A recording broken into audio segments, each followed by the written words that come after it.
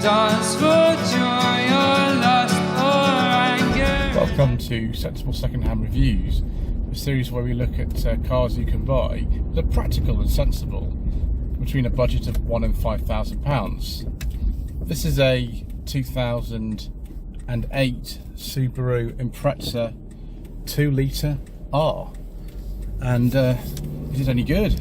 Should you care? Let's find out, shall we?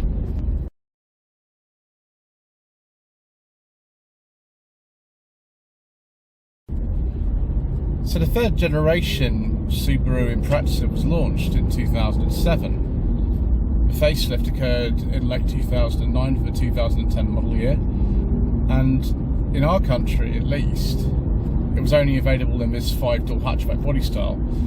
The 5-door hatches were no longer kind of seen as small estates by this stage. We didn't get the saloon body style until a little bit later, which was with the next generation of Impreza. It was only imported over here as, I think, the WRX STI version. So suspension on this car feels quite compliant actually, considering it's on 122,000 miles. It feels okay. This car does need some work, principally a good clean, some other bits sorting out. It's very much a pre-preparation edition because the car that I was going to film today, this is the last car of 6 that I filmed at LSB car sales near Fatcham in Berkshire. The roof is actually currently stuck down on it, and in a day like today where it's ready to rain, I've had to abandon that and have a go in this. I'm glad I have actually, because these are exceptionally rare cars. They weren't common when they were new in this country. Most of the ones you've seen of these are the WRX models, of which actually there were 4 different variants. So the basic engine in one of these was a 1.5 boxer engine with 107 PS. This one is a 2-litre with 149 PS. Then we get into 2.5s, which are the WRX models. The base engine one of those had about 233 PS, unless you're talking about the S version with 255 PS. Then, for 1 year only in 2008, there were 2 STI models, which were much more powerful. The standard one was 300 PS, and the 330 model, unsurprisingly, developed 330 PS, sorry, 330S.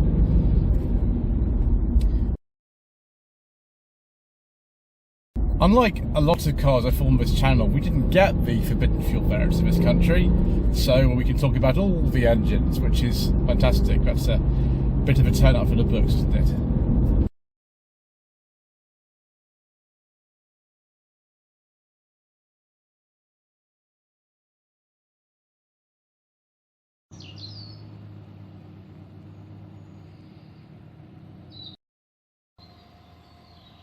Right viewers, as this is a Sensible Secondhand Reviews pre-preparation edition, this car does need a good clean. I've also left it on because the battery was flat when I got to it today. I requested this car at very short notice because the car I was going to film, the roof is stuck down, and on a convertible a day that's threatening to rain, it's probably not the best idea, so we're going in this one instead. So this third generation Impreza, it looks a lot more sort of, I don't know, normal than the others. And the kind of saloon and estate body styles, in this country at least, were replaced with just a single 5-door hatch. I think it was trying to compete against cars like the Honda Civic and the Volkswagen Golf. That seems to be the idea. This R model was the base trim, and as you can see, we've only got quite small alloy wheels. We've not got any parking sensors or anything like that, and we've got a very dusty roof. Very dusty roof indeed. But it's good to see it. This car's been under the care of the same owner for a very long time. Open up the boot. It's about 300 litres or so of space in here. And usually, rather than passenger, we've got a low blind like in an estate car. Let's retract that. Yeah, I mean, this is definitely pre-preparation, isn't it, viewers? But yeah, spare wheel is still under here. Because we've got 4-wheel drive, the boot doesn't seem too bad. The floor's a little bit higher than I would imagine on a normal front-wheel drive car, but that's to be expected, isn't it, really?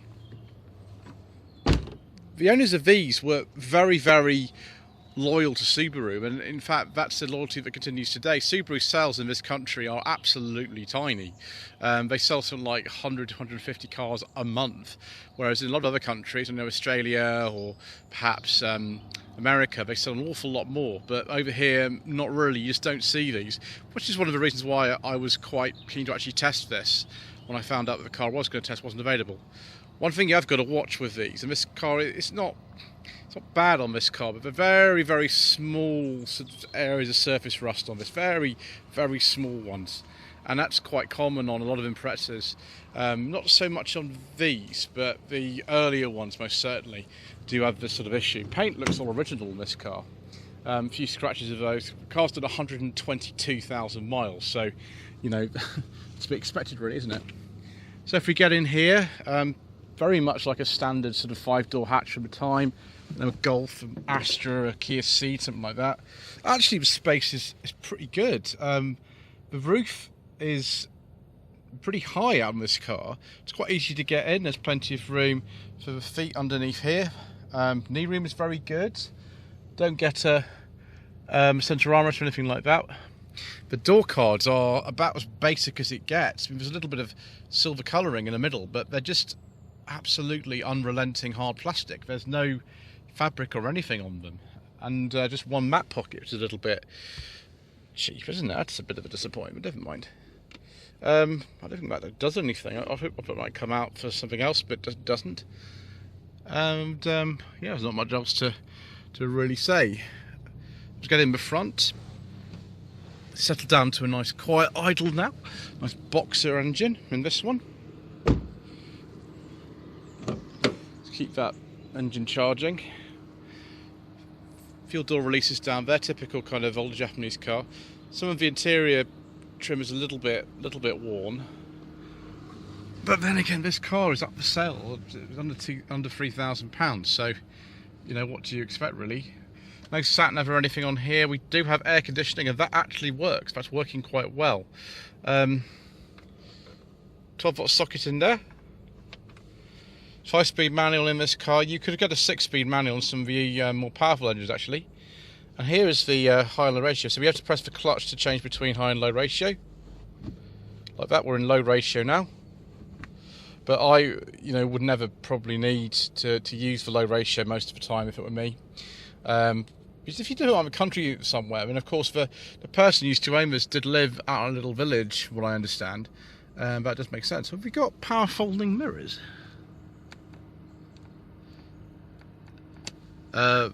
You do, but it don't seem to be working today. Never mind. Yeah, it's chopped up with glove box. I don't think my secret mission document to go in there somehow. It's a weird sort of split level thing. Got one compartment there, one compartment there. That's probably why the owner's manual things are in the door. Nice, we've got the wheel nuts in there.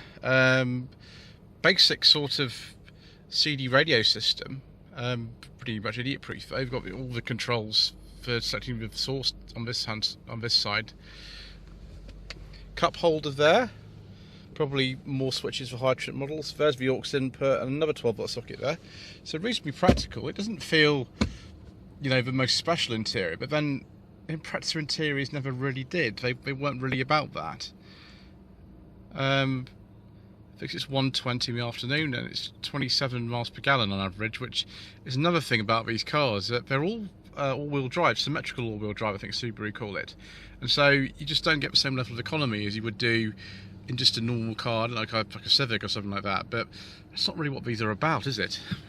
The sound's a bit different. Let's open the bonnet and have a look underneath.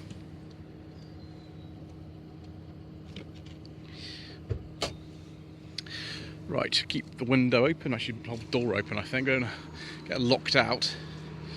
Right, we're going to need 2 hands for this, viewers.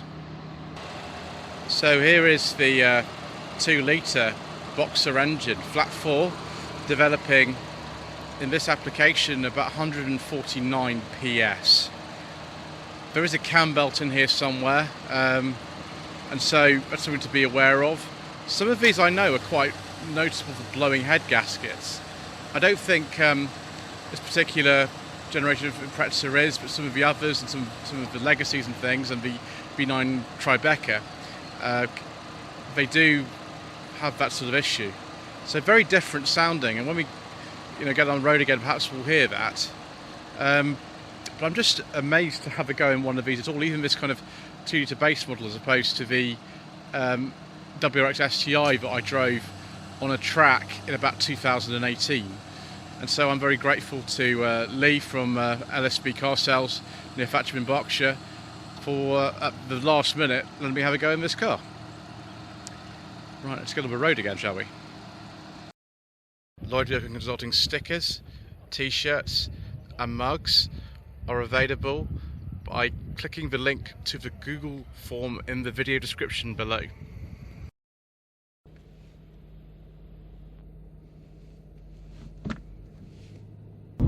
So to drive, the engine sounds absolutely fantastic. The grip feels very reassuring. We've got standard symmetrical all-wheel drive in this car. I like the sound that it makes. The gear change is good as well. Nice positive turning from the steering. I can imagine in the winter this is really reassuring for people who use these out in the country. Just to have a standard car like this and to have the benefit of all-wheel drive. So we do get some funny winters in various parts of this country, don't we, sometimes? This car does 0 to 60 in about 9.2 seconds, and it actually feels really nippy. I have driven the WRX STI version of one of these on a track in 2018. It's one of the very early channel videos that I have, and it doesn't feel as good as an Evo 10, but it's still pretty good. It's quite a machine, one of those. Just even a standard one, this would be absolutely fine for somebody like me. This amount of power is not a problem. The biggest issue really is the lack of equipment in this base model R. You don't get things like steering wheel controls. You don't get parking sensors. You get quite small alloy wheels.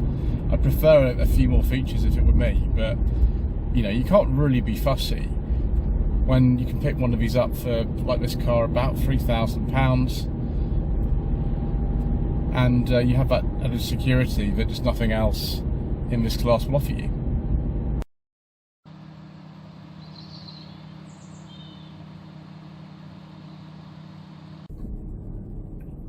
Right viewers, let's look at some third generation Subaru Impreza trim levels.